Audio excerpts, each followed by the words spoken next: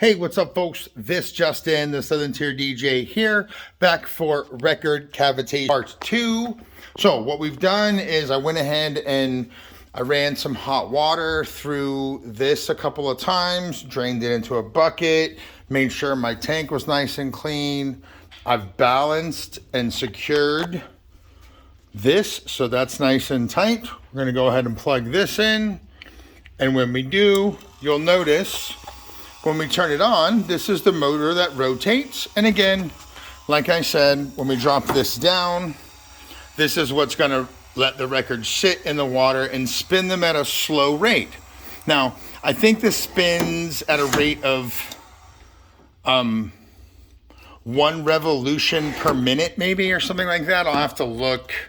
I can't remember. But again, what we're gonna do, we're gonna grab a dirty record, and we're gonna go ahead and, start with one spacer. So, let me pause this. I'm gonna go grab a dirty record. Scratch that. I'm not gonna grab a dirty record yet. I forgot. So this is the setup. I've been waiting for, so I do have this Triton X10. This is a chemical solvent that it's like a degreaser. It's like a biopharmaceutical degreaser. You can buy this online. It is super concentrated. So that's why I have rubber gloves and a medicine dropper. You don't use a lot of it. It's really concentrated. You'll also know I have some isopropyl rubbing alcohol here. We're gonna put a little bit of that into this solution as well. So let me glove up 1 sec. Okay. Now that I have my protective gloves on, I've unscrewed the cap of my Triton X detergent, and I'm just going to take my medicine dropper here. I'm going to put it right down in, and I'm going to get as much in there as I can, which doesn't look like it's much because it just came out of the refrigerator. So it's really thick. So it doesn't take a lot. Again, I probably would be able to just take what is on the outside of this maybe. So we're just going to be really light and just put this in the water. And you can see it coming off the tube there. Again, I'm not putting, there we go. We just blew all of it out. Now, you'll notice it doesn't create a lot of bubbles, because there's not a lot of water, there's not a lot of motion or anything like that yet. So another thing we're gonna do is just a scotch. It's about 2 tablespoons of isopropyl rubbing alcohol. And this is just gonna help to keep, it's gonna help as a rinsing agent almost for the record. So let me pause this 1 sec again. Okay, so I've got your regular kitchen mixer here. And again, all I'm gonna do is gently, you can see the detergent's just kind of sitting there at the bottom of the well. I'm just gonna kind of go back and forth really lightly. I don't wanna spill. I don't wanna go too fast. I don't wanna make bubbles, but I wanna make sure that I'm getting all of that detergent and isopropyl alcohol properly distributed as best I can. And the reason you do it in the tank is if you do it in like a pitcher or something like that first, again, this is a 1.6 liter tank, so it's just over 1.5 gallons. If you try to do it all in a pitcher and mix it, you're gonna end up, and then pour it, you're gonna end up with bubbles. See, these bubbles is what you don't want those, right? Like, because those will, we're trying to prevent bubbles, which is why I'm doing this as gently as I can. But I also need to do it vigorously enough to get that thick detergent that sank right to the bottom there off. So let me reach down. Yeah, all right, so it feels like we're good. Next thing we're gonna do, we'll go ahead and take the gloves off. 1 sec. All right, so now that we've got our gloves off, we're gonna just kind of let this sit a moment. I might have had some dirt on my hands. You can see a few things floating at the top of the water here. So I'm just gonna grab my little sieve. This is meant, again, these little ultrasonic cleaners are great. You can use them for cleaning vinyl, cleaning jewelry, whatever you want to clean. Because again, they vibrate.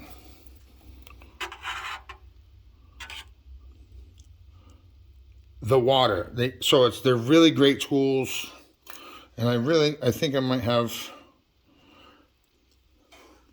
maybe I'm seeing things. But yeah, so I'm going to find some dirty records, and we'll be back for part, I guess this would be part 2. We're going to find some dirty records, so one sec.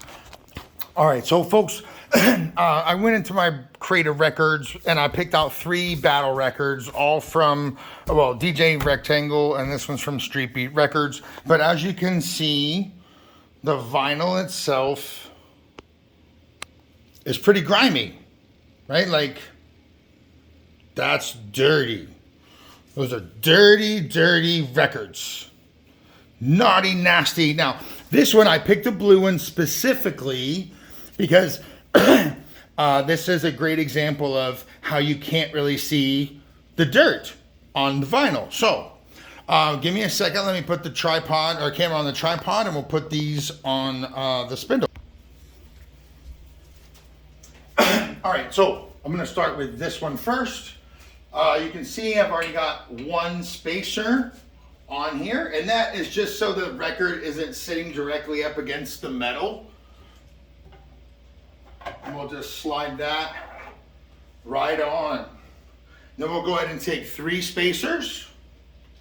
Actually, 3 spacers. And we'll put those right on, and we'll make sure those are nice and flush. We'll grab the next record. And again, I am not even dusting these off. I am not doing anything except for cleaning them. Now, before I put the last record on, let me bring the camera over here and show you. So again, I told you these are gonna help protect the, they not only do they act as spacers, but they also kind of help protect the label of the record itself. So as you can see, I have just a little bit of space left there. When I put this 3rd record on,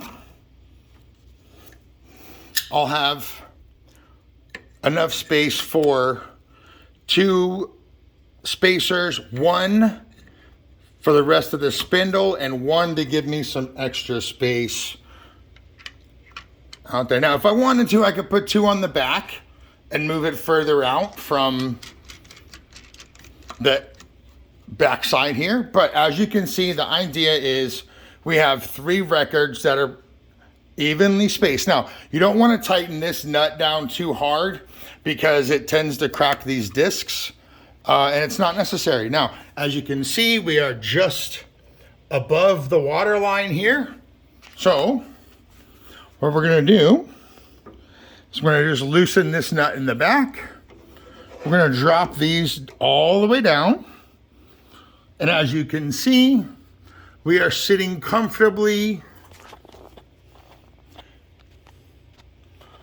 in an area where we are not, like, we're barely touching the dead wax. The dead wax being the non-written vinyl between the written vinyl and the label. So we're barely touching the dead wax. We're good. We're not touching on either side here, so that's good.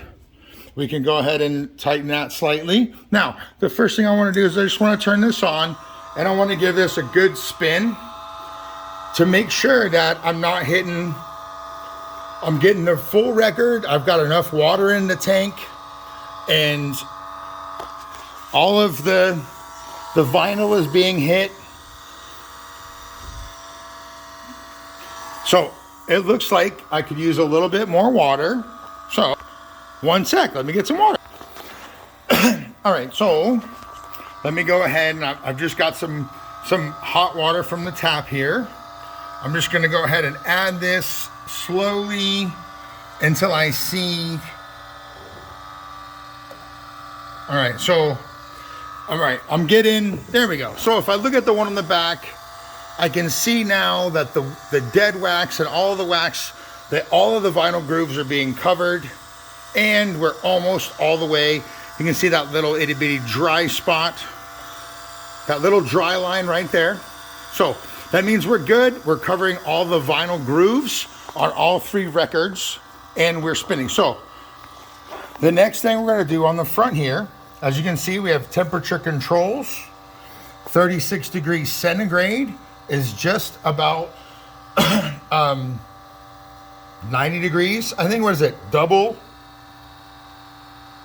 plus 32, so that was 72 plus 32, so about 100 degrees, a little over 100 degrees.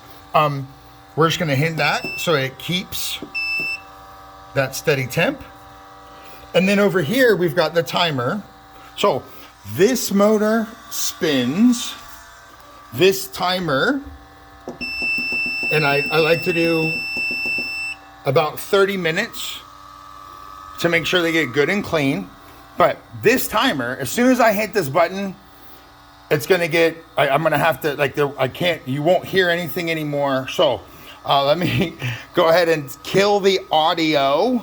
And again, the reason for that is because this thing makes noise at 40 kilohertz, and the sound is just terrible. Like it'll kill wireless frequencies, all that stuff. So before I start this up, I'm gonna go ahead and pause this for the end of part 2, and we'll be right back for part 3 of record cavitation.